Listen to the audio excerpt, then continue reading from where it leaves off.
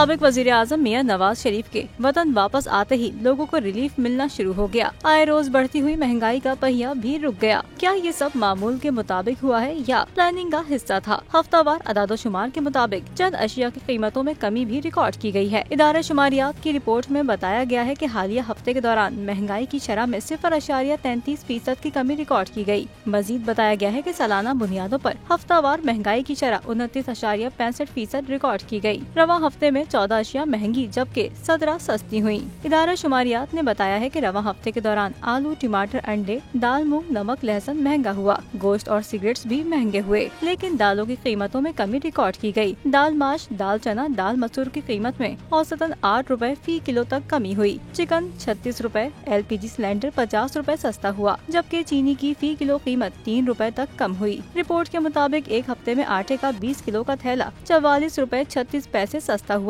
चावल, प्याज, चीनी, गुड़ और केले भी सस्ते हुए। ताज़ा दूध, दही, खुश्क दूध समेत 20 अशिया के दाम मुस्तहकम रहे।